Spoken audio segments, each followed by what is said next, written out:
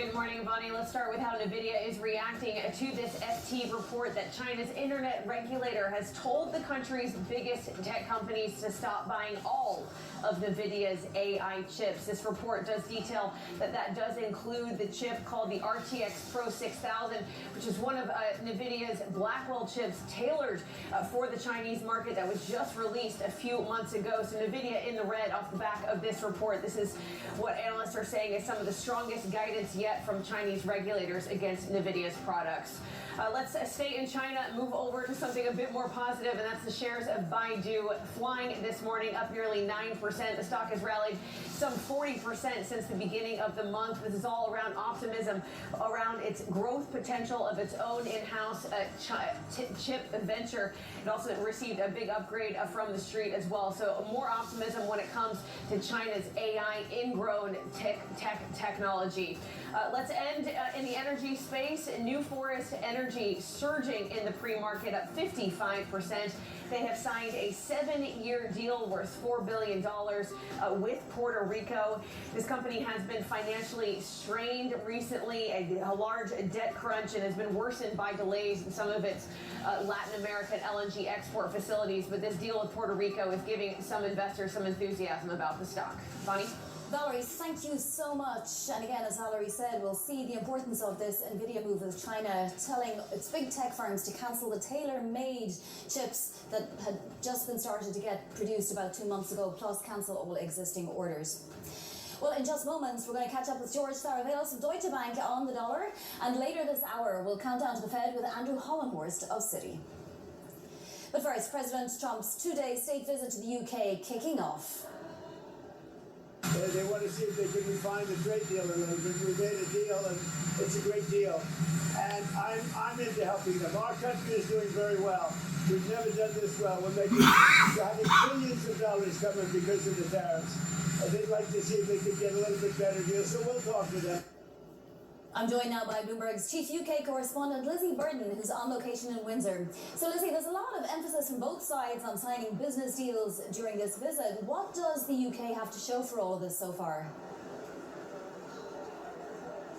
Well, we've got pomp and pageantry on the table, and the hope is that business will come in return, Bonnie. Welcome to Windsor, this 11th century fortress behind me. Not the usual venue for a state visit, of course. That's Buckingham Palace, but this isn't Trump's first state visit. It's an unprecedented second. And as you say, so far we've got $10 billion worth of economic deals expected to be announced by President Trump, and that includes defense tech cooperation, a nuclear partnership. Also, the Financial Times reporting that there could be closer cooperation when it comes to digital assets. But I have to say, there is an ocean between US and UK regulation when it comes to crypto. So a lot of pressure on London to move there. Some of the biggest names in Silicon Valley will be flanking the president on this trip. We've got OpenAI's Sam Altman, NVIDIA's Jensen Huang, and already commitments on the table from Microsoft of $30 billion, from Google of £5 billion towards artificial intelligence. Seems a bit of a drop in the ocean compared to their overall capex. But nonetheless, while it's good news for tech, it's not necessarily as good news for all sectors. I'm thinking about steel.